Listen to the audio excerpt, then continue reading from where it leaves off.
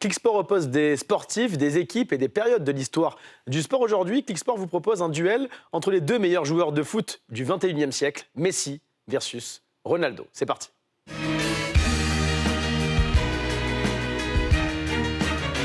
Et pour ce Clicksport, Messi versus Cristiano Ronaldo, Hervé Matou est avec nous, une légende. Hervé Matou qui est là. On fera un jour un Clicksport Hervé Matou versus quelqu'un, on verra. On verra. Vous allez bien, Hervé ? Ça va ? Hervé, bien. Présentateur du Canal Football Club sur Canal+, bien sûr, un collègue, un ami. Et Hervé, on va parler avec vous de ces deux immenses joueurs de foot. Alors, pour poser les bases, on va regarder les palmarès des deux joueurs. Ouais. On va commencer par Cristiano Ronaldo. Peut-être, on a une petite heure, effectivement. Mais alors, regardez Ronaldo, le palmarès impressionnant, effectivement, du Portugais. 5 ballons d'or, ça vous le saviez. 5 Ligues des Champions, 4 avec le Real, 1 avec Manchester United. 3 titres de champion d'Angleterre, 2 titres de champion d'Espagne, 2 titres de champion d'Italie. Il a gagné partout où il est passé. Il a gagné également le championnat d'Europe, l'Euro 2016 en France avec le Portugal contre l'équipe de France en finale. Prenons le palmarès de Messi à présent, bien fourni là également. Il n'a connu qu'un seul club en Europe, c'est le FC Barcelone. 6 ballons d'or pour Messi, 1 de plus que Ronaldo. 4 Ligues des Champions, tout avec le Barça évidemment. 10 titres de champion d'Espagne, un titre de champion olympique avec l'Argentine. Une finale aussi de Coupe du Monde en 2014 contre l'Allemagne. Ça ne compte pas comme un titre, mais il est vice-champion du monde cette année-là. Et on va en reparler dans un instant. Question assez triviale finalement, Hervé. Qui a le meilleur palmarès aujourd'hui pour vous ? Si on considère que le palmarès c'est quelque chose de collectif, parce qu'il y a les récompenses individuelles, je dirais quand même Cristiano Ronaldo. Voilà, parce qu'il y a la victoire à l'Euro avec sa sélection. Messi n'a connu que des déceptions avec sa sélection.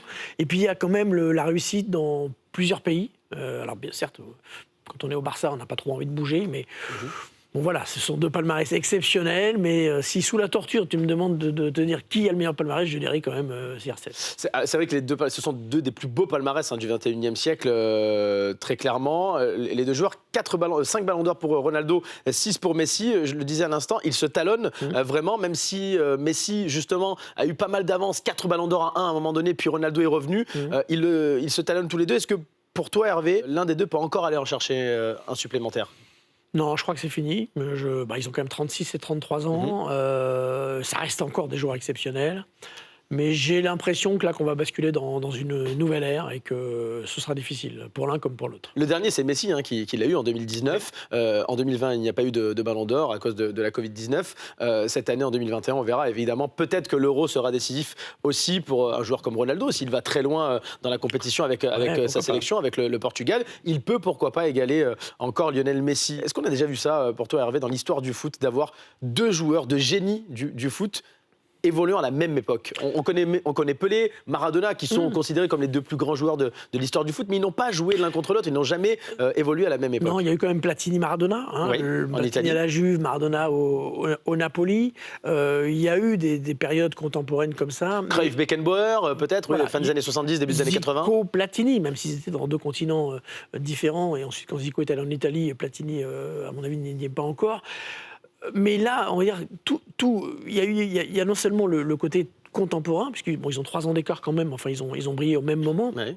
Dans le même pays, en Espagne. Voilà, et ils sont dans les deux grands clubs rivaux. Donc l'un au Barça qui personnalise le Barça, l'autre au Real qui personnalise le Real. Donc la plus grosse rivalité qui puisse exister dans le foot mondial, peut-être.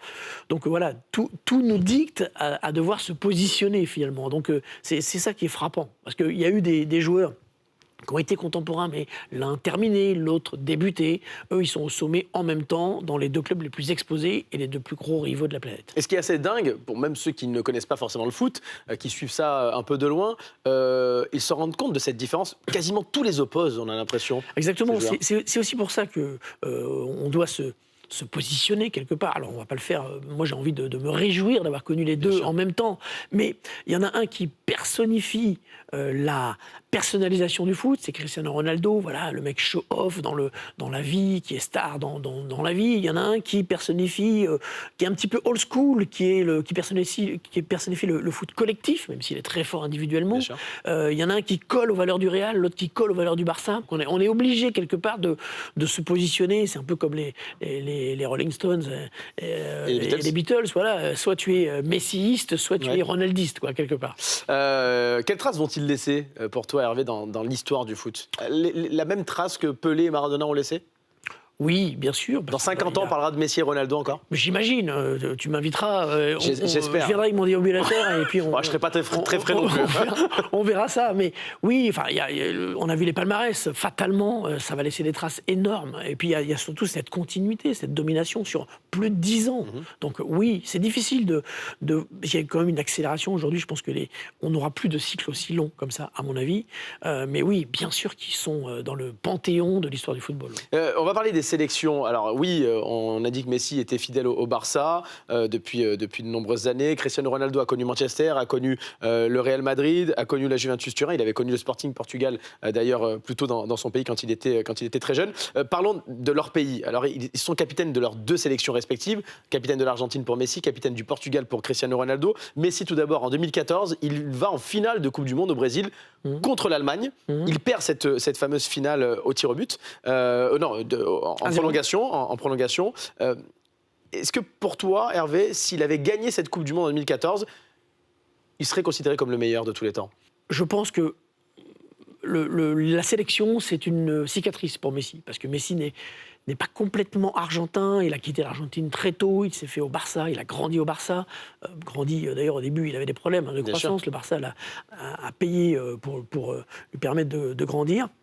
Et donc les Argentins l'ont toujours considéré comme l'un des leurs, mais pas totalement, alors que Ronaldo est l'incarnation même de la sélection portugaise. Messi aurait pu rétablir ça en donnant la Coupe du Monde à son équipe.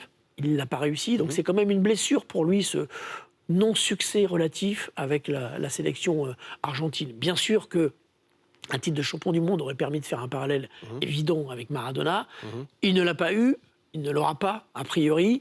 On ne sait pas. Au Qatar, peut-être, en 2022. Il lui restera une chance, peut-être. Il est quand même... Même si la sélection argentine est une équipe moins forte que d'autres sélections. Sait-on jamais. Mais enfin, voilà, quelque part, ça manquera toujours dans la réussite, par ailleurs, extraordinaire de Messi. Il y en a d'autres qui n'ont pas gagné de Coupe du Monde, Cruyff, notamment. Cristiano Ronaldo, on l'a dit, capitaine du Portugal, qui a gagné l'Euro en France avec le Portugal contre l'équipe de France. Quelle portée aura ce titre dans l'histoire pour lui et au regard des fans du foot? Alors, fatalement, un Portugais répondrait mieux que moi, mais c'est énorme, puisque c'est quand même le premier titre de l'histoire du Portugal, le seul à ce jour.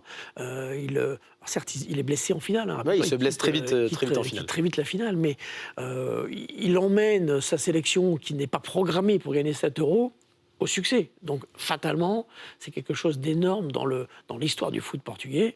Et puis voilà, ça fait une ligne en sélection dans le palmarès, et c'est pas rien, parce qu'il tu le disais, il y a plus de joueurs majeurs qui n'ont rien gagné avec leur sélection que de joueurs qui ont gagné, finalement. Et Cristiano Ronaldo fait partie de ces rares qui ont réussi à conjuguer la réussite privée, j'ai envie de dire, avec leurs propres qualités dans des clubs, et la réussite avec tout ce qu'il y a de l'aura. C'est le capitaine du Portugal.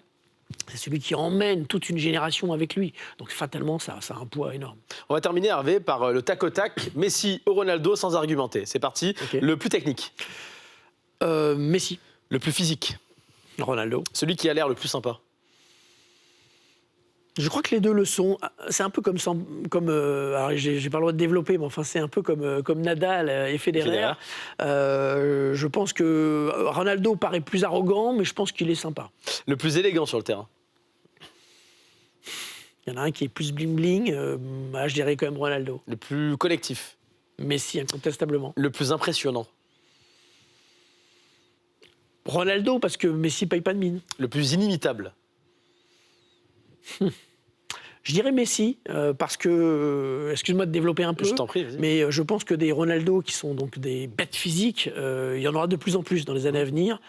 Messi, on a un peu cassé le moule. On aura de moins en moins de joueurs de ce style. Le plus beau gosse.